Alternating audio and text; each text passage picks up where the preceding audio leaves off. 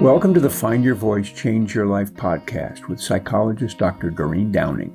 Listen in as Doreen interviews people who felt they didn't have a voice or who suffered extreme speaking anxiety. You'll hear stories about how they struggled to speak up, what they did to find their authentic voice, and the confidence they now feel to speak up and make an impact. If you want to get started right away to find your voice, download Doreen's free 7-step guide to fearless speaking at doreen7steps.com. And now, here is Doreen. Hi, this is the Find Your Voice, Change Your Life podcast series. I'm Dr. Doreen Downing, and what I do here on the podcast is to invite guests who've had some kind of struggle early on with finding their voice.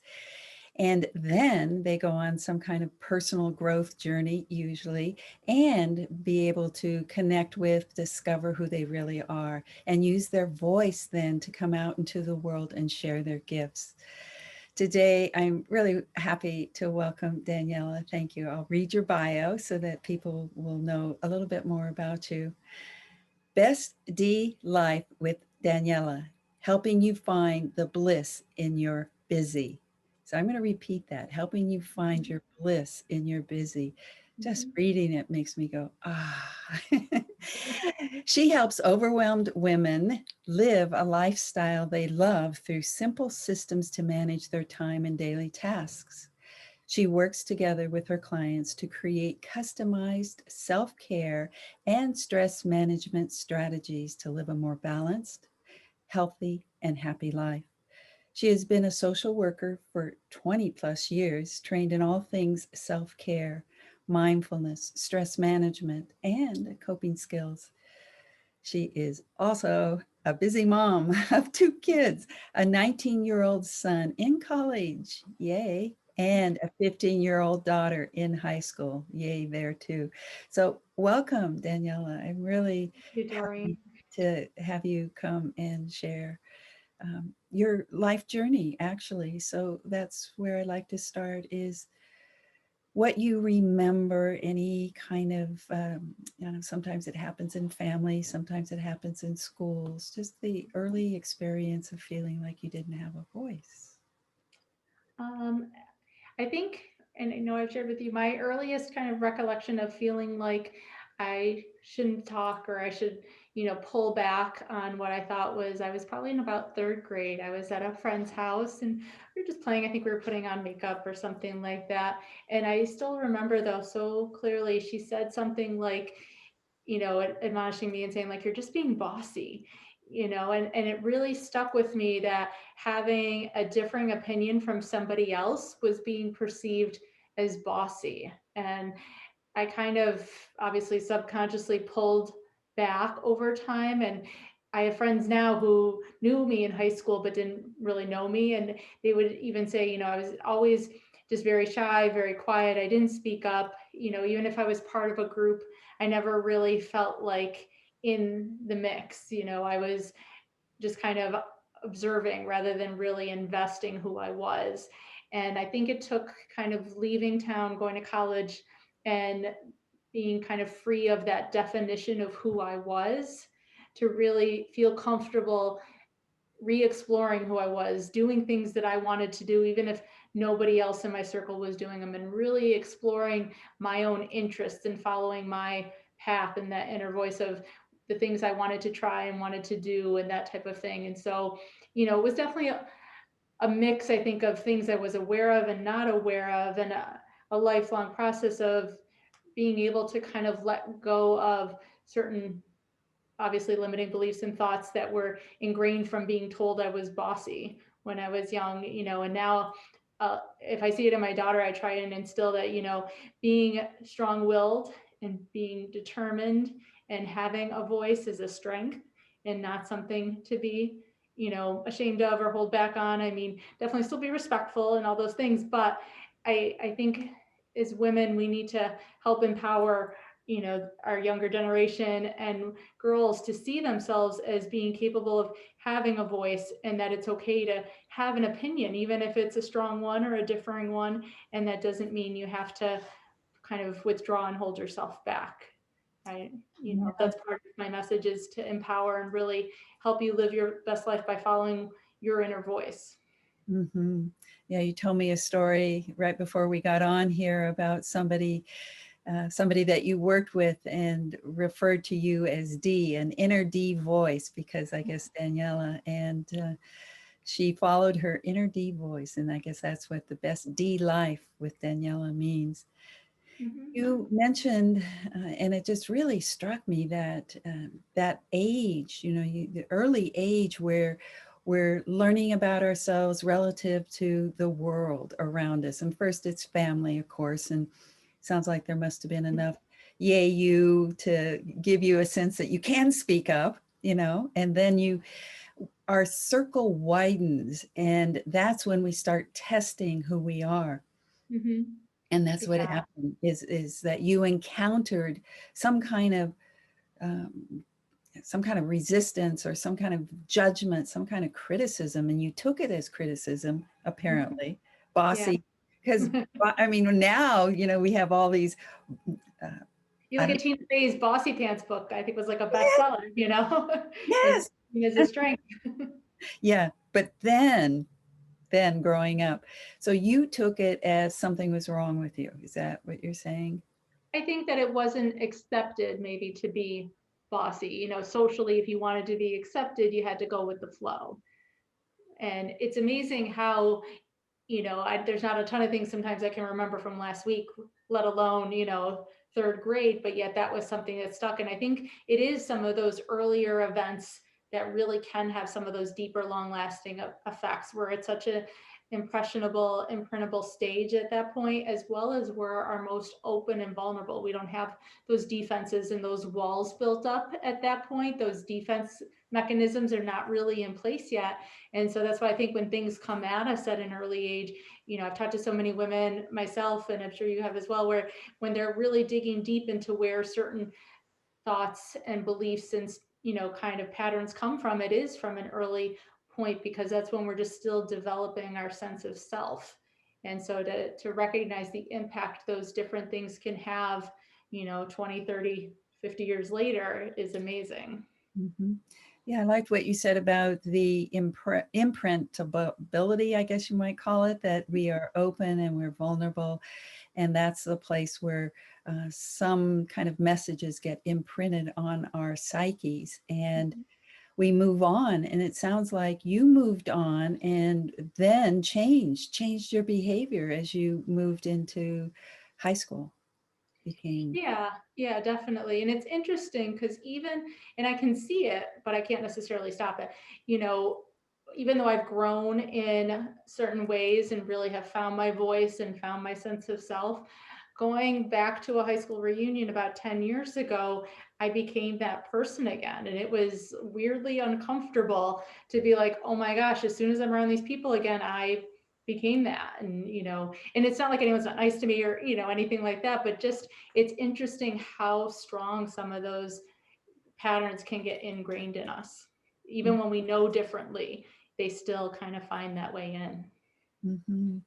Yeah, well, the high school reunion reminds me that actually high school, I was the head of the cheerleaders and out there in front of thousands of people leading cheers. And yet my speaking anxiety didn't really show up until college, a little different than your experience. And that's when I started to, I guess, just start comparing myself to other smart people at the University of California, Berkeley. And and then be put in situations, unlike when I had to in high school, where I had to expose myself. And I think it was there that I started to retreat. And that, I think, is an experience for some people who say, I used to be okay. I used to have ease in front of groups, but something happened when I got older. So I just wanted for the audience to hear that we have many ways of losing our voice. And yes, of course, I dug back like you did, because I think that's where the roots are to our sense of self, somewhere along the line. So I think what I did, unlike you, was to just layer over and put on a strong code of I'm okay and I could do this, I'm not afraid. But I think inside, deep inside, I was afraid. Yeah. And you make me remember that now. It's interesting how you never know what's going to trigger or make you think of different events or different situations. Yeah, yeah. And speaking of high school, I'm now married to the man that I knew in grammar school and high school. Oh, And great. we got together at one of those reunions much later in life. But speaking of I don't know, relationships and marriage, I feel like having found my voice somewhere along the line in the same way that you did through self-discovery and an inner journey isn't just about our voice isn't just showing up on a stage giving a presentation, right? No, How do no. you how do you experience yourself being able to have your voice any place, anytime? I think my actions are a lot of my voice and redefining what I believe I can do. Like for the longest time, I didn't cook. My husband was a cook, so I was like, oh, I don't cook. And after I got divorced, I was like, you know what? No, I can cook. And I've posted, large family gatherings and everything since then. I wasn't on sports teams in high school, and yet now I would call myself an athlete just based on the fact that even though I'm not outstanding at a lot of sports, I will try and play everything. I rollerblade, I stand up paddleboard, I play tennis, I used to run half marathons. Like, I think just redefining my actions and how I put myself out there helped me find my voice. Even finding my comfort in my own personal style when it comes to decorating or fashion. It might not be the same as everybody else's, but I feel my most myself in the way that I've chosen to express through my decorating and my style of fashion and things like that. Ooh, the phrase you just used, feel most like myself. I think Mhm. that's the clue. And anything else you could say about how people can discover that feel of most like myself? I think being comfortable trying on different versions is okay. I think sometimes we put so much pressure that we have to have it figured out or that there's only one way. And I don't think that's necessarily the case. I think to allow ourselves the flexibility to not only try different ones on, but to maybe be different ones. Sometimes I'm sweatpants and a sweatshirt. Sometimes I'm dressed up to the nine, and they're both me.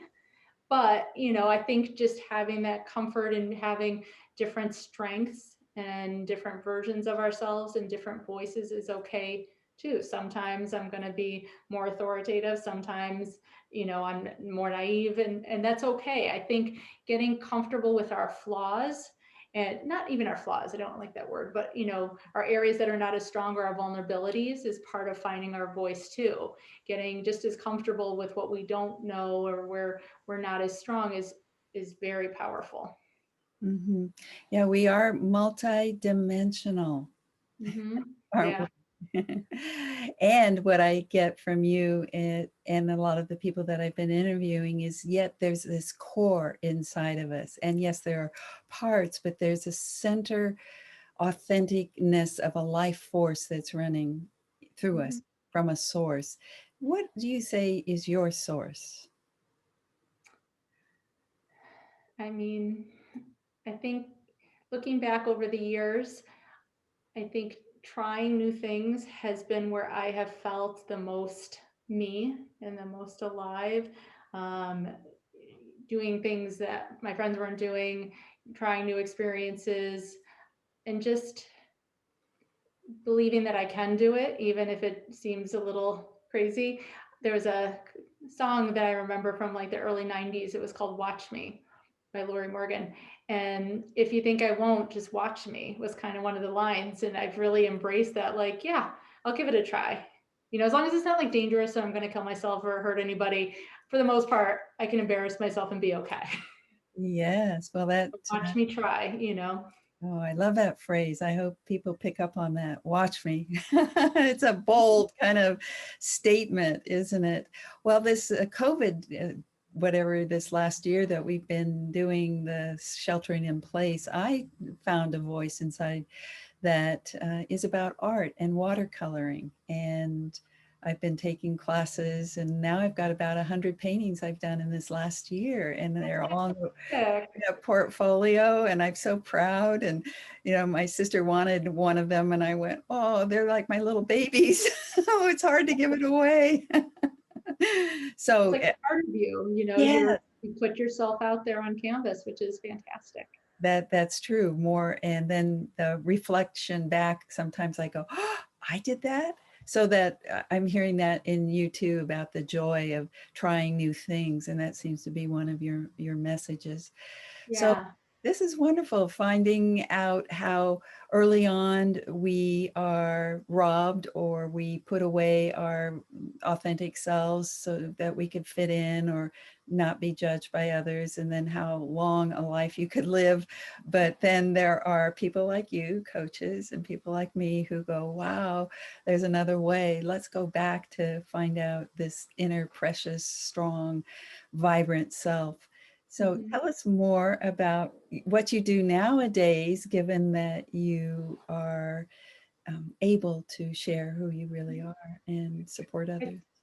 just help empower that spirit in other women, whether it's even just casually, socially, like I'll be out doing my stand-up paddleboard and people will be like, oh my God, I wish I could try that. I wish I could. And, just encouraging them like, absolutely you can. This is so doable, and helping break those limiting beliefs and those scary things and those stereotypes down into manageable things that anybody can approach. For the most part, most things. You can be an artist, you can be a cook, you can be an athlete, you can be all whatever you want to be, and helping them see, through these different areas in your life and developing your strengths in them. Like in my work, I have a 10 pillar system that I work on with clients to help them strengthen what I call their lifestyle loop in those 10 pillars, and help them see you can have that flow in your day. You can have daily self-care. You can have the organization and time management that you want to have to live that lifestyle. You can find work-life balance. You can have all those things. It's just about taking the time to break them down, work through the mindset, and just build on the skills and kind of do some habit stacking and things like that. Habit stacking. Say more about habit stacking.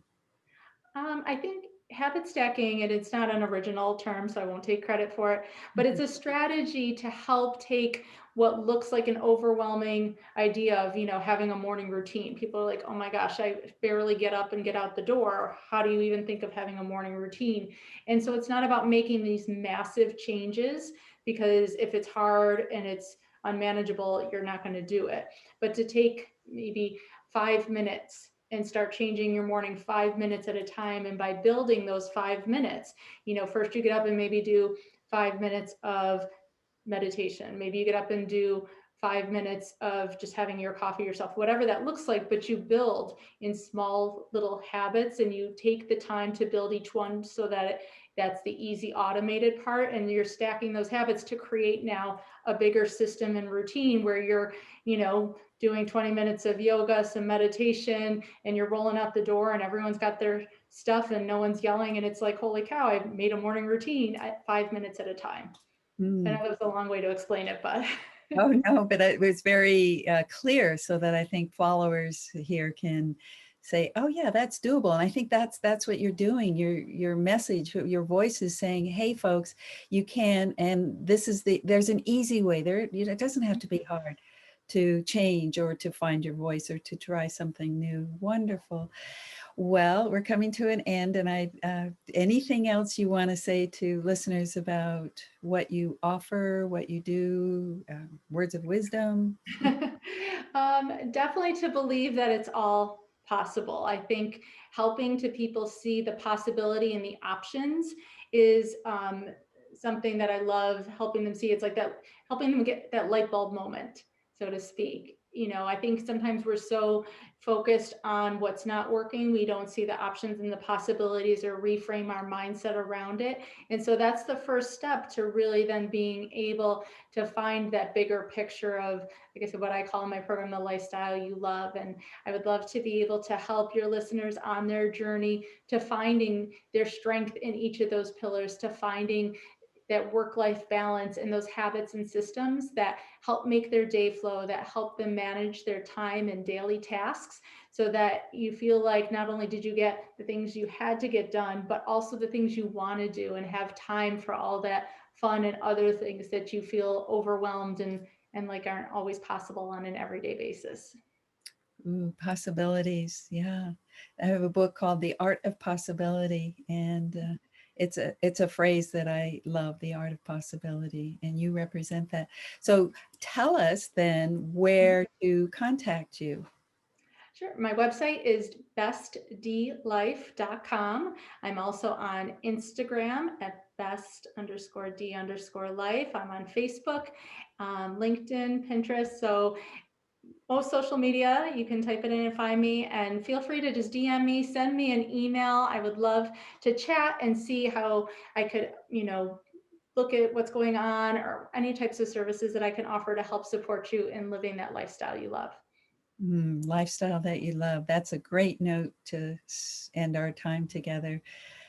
And I feel like you and I are both living that life we love by sharing our expertise with the world. Thank you so much, Daniela. Thank you, Doreen. It's been so great. Good. Bye-bye. Bye. Thank you for being with us today for this episode of Find Your Voice, Change Your Life. Each person Doreen interviews shares what has helped them find their voice. You can learn from these guests and find your voice so you can be confident to speak up and speak out. And remember to download Doreen's free 7-step guide to fearless speaking at doreen7steps.com. We hope you enjoyed the show and will return next time. Until then, goodbye for now.